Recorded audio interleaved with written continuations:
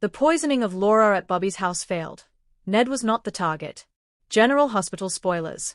In the quiet yet ever-turbulent town of Port Charles, chaos brews beneath the surface. What was supposed to be a peaceful dinner at Bobbie Spencer's house turns into a night of suspicion, betrayal, and near-fatal consequences. As the guests enjoy laughter, secrets are poured alongside the wine, and one glass carries death within it. But when the poison misses its mark, everyone realizes, Laura Collins was never supposed to die. The real target hides among them, and so does the killer. It was supposed to be a celebration, Bobbie Spencer hosting a warm gathering in her late sister's honor. Her living room glowed with soft lamplight and laughter. The smell of rosemary chicken and peach cobbler filled the air. At the table sat Laura Collins, Ned Quartermaine, Olivia Falconeri, Tracy Quartermaine, and Lucy Coe, among others. Each brought with them the unspoken tension that Port Charles always carried like a perfume, intoxicating and dangerous. Laura smiled, her grace holding the table together. "It's been too long since we've all been in one room," she said, raising her glass of wine. "Here's to old friends, and new beginnings." Glasses clinked. But one, unseen hand, had already sealed the fate of someone in that room. Across the table, Ned felt the faintest chill. Something about the way Tracy avoided his eyes made him suspicious. But before he could ask, Bobbie chimed in cheerfully. "Dessert's ready. And before you ask, yes, Lucy, it's gluten-free." Laughter broke out. Yet when Laura took her first sip of wine, her hand trembled. Her eyes widened. The room blurred, voices echoing distantly. "Laura?" Ned jumped to his feet. The glass slipped from her hand, shattering on the floor. Within seconds, chaos erupted. "Call 911. Olivia screamed, kneeling beside Laura as Bobbie checked her pulse. "She's breathing, barely," Bobbie gasped. "Something's wrong with her heart rate." Lucy's eyes darted toward the table, scanning the untouched glasses and plates. "She didn't even eat anything yet," she whispered. "It had to be the wine." Tracy, ever composed, stood up with a grim look. "No one touches anything," she ordered. "If this was poison, we're dealing with an attempted murder." The sirens wailed outside minutes later, lights flashing against the Spencer house. Paramedics rushed Laura to General Hospital, while Detective Dante Falconeri arrived, grim-faced and ready to take control. "Who poured her drink?" Dante asked, eyes sweeping over the room. Bobbie hesitated. "I did, but I poured for everyone." "Then someone might have switched it," Dante muttered.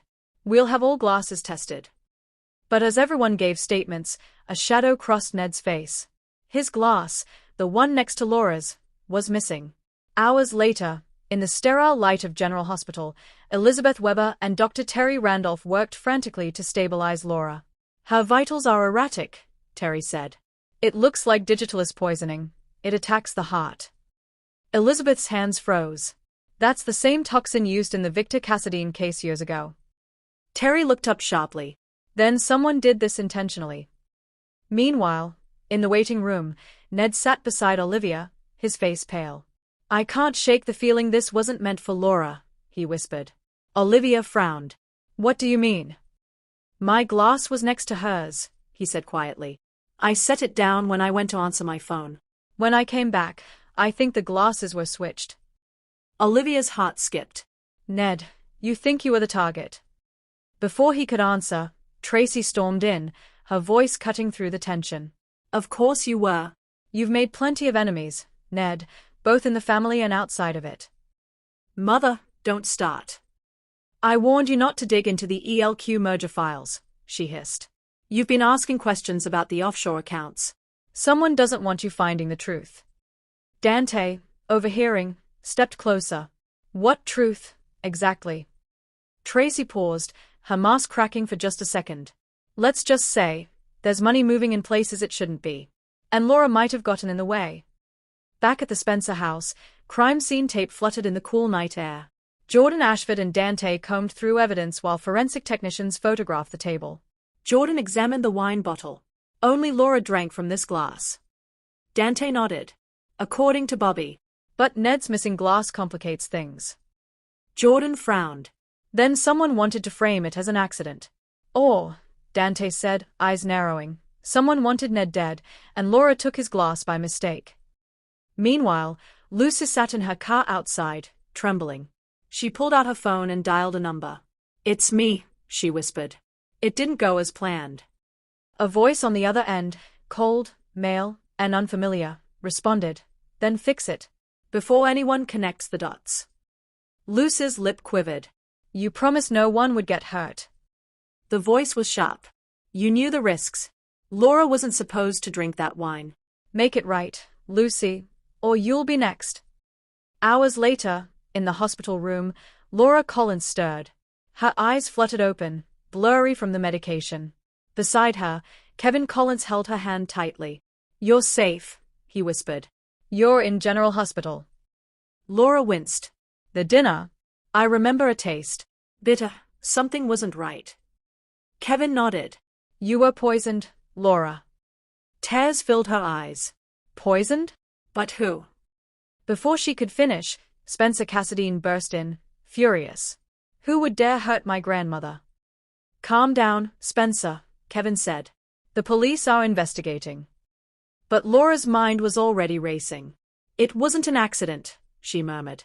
"I saw someone near the table, moving glasses." Kevin leaned closer. "Who?" She hesitated. "It wasn't Lucy, it was Tracy."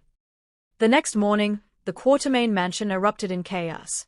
Ned confronted his mother in the study, slamming his fist on the desk. "You tried to poison me, didn't you?" Tracy's eyes flashed. "Don't be ridiculous." "I'm not." Ned snapped. "Laura said she saw you at the table, near the drinks." Tracy's face hardened. "I was cleaning up, you fool. And if you're smart, you'll stop accusing me before I remind the world about your own secrets." "Secrets?" Ned's tone turned icy. "You mean the ones about your offshore accounts?" Tracy froze. Ned took a step closer. "You've been hiding ELQ assets overseas, laundering through shell companies. And when I started asking questions, suddenly, someone poisons me." Her silence said everything. But before Ned could push further, Brooklyn rushed in, out of breath. "Dad, Grandma Tracy just got a call. The hospital, Laura's awake. And she remembers everything." Tracy's face went white. Back at General Hospital, Dante and Jordan arrived to question Laura again. Kevin stood protectively beside her. "Mrs. Collins," Jordan said gently, "you mentioned you saw someone near the table. Can you describe them?" Laura nodded weakly. "It was Tracy. She picked up 2 glasses, then put one down near me. I thought nothing of it." Before Jordan could reply, the door burst open, Tracy herself storming in, flanked by Ned and Olivia. "I didn't poison anyone." Tracy snapped. "I was trying to save him." Dante frowned. "Save him?" "Yes." Tracy shouted. "That glass wasn't meant for Ned, it was meant for me." The room froze. "What are you talking about?"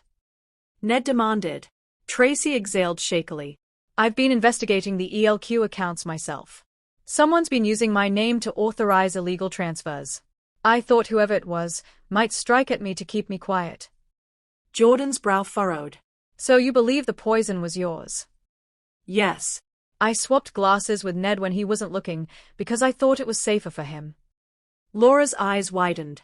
"Then whoever tried to kill you used my glass by mistake." Everyone turned toward the door as Lucy Coe appeared, tears in her eyes. "I didn't mean for any of this to happen," she whispered. Under the harsh glare of the interrogation room, Lucy's usually bubbly demeanor dissolved. She clutched a tissue, voice trembling. "It was supposed to be a warning," she said. "Just to scare Tracy. Not kill her." Jordan folded her arms. "Who hired you, Lucy?" Lucy's lips quivered. "He called himself Mr. Black. Said Tracy was meddling in something bigger than ELQ. That she had to be silenced. I thought it was corporate sabotage. I didn't know there was real poison involved." "Where is this Mr. Black now?" Dante asked. Lucy's eyes darted around. "He's everywhere. And nowhere." "But he's connected to someone in Port Charles." "Who?" Jordan pressed. Lucy hesitated, then whispered, "Cyrus Reno." The mention of Cyrus Reno sent shockwaves through the station. Only months ago, everyone believed he was long gone, exiled, defeated, powerless. But in a dim warehouse outside of Port Charles, Cyrus Renault smiled as he watched the news report of Laura's poisoning. "So the mayor lives," he muttered, swirling a glass of wine. "No matter." The message was sent. A figure stepped out from the shadows, a familiar one. "And the Quatermains?" Cyrus smiled. "They'll tear themselves apart without any help from me." The figure stepped closer, revealing a chilling twist: Austin Gatlin Holt. "Let's hope so," Austin said quietly. "Because if they don't, the next time, the poison won't fail." News of the poisoning spread through Port Charles like wildfire. At the Metro Court, whispers followed every conversation. At GH, Laura's recovery became a symbol of resilience, and a warning that darkness still lingered. Meanwhile, Ned met with Anna Devane, who promised to dig into Cyrus's network again. "Cyrus might be back," Anna said grimly. "But he's not acting alone. Someone inside Port Charles is feeding him information." "Inside?" Ned asked. Anna nodded. "Someone close to you." Days later, Bobbie reopened her home, this time for a small gathering, in honor of Laura's recovery. The same table, cleaned and gleaming, stood as a silent witness to what had happened.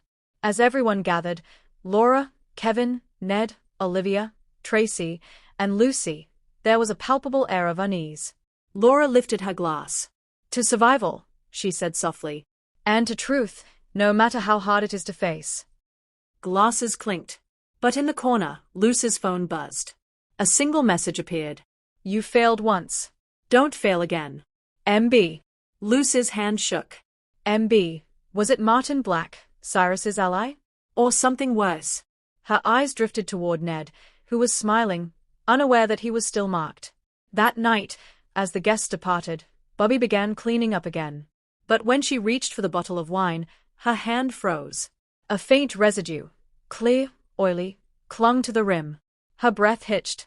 Not again. She looked up and saw someone standing in the doorway.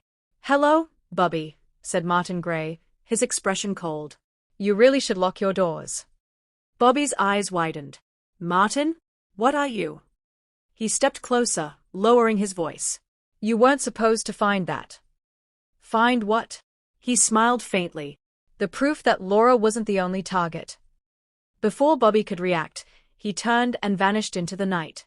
Later that week, in Anna Devane's office, the pieces finally came together.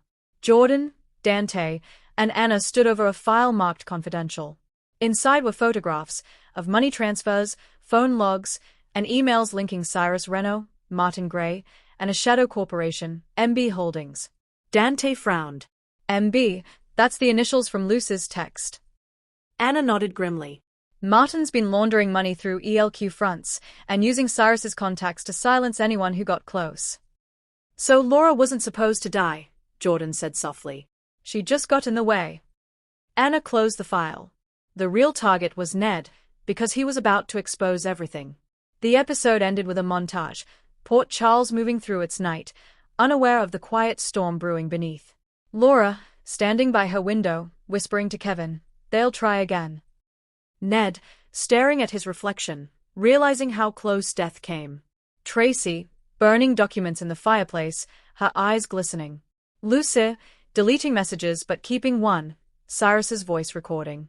And Martin Gray, meeting Cyrus on the docks. Cyrus smirked. "We missed the mark this time." Martin replied coldly, "Next time, we won't." The poison failed. The lies didn't. And in Port Charles, every secret eventually demands a reckoning. Laura makes a shocking alliance. Ned goes missing. And Bobbie receives a note, sealed with a single drop of wine red wax. For the one who was never supposed to drink.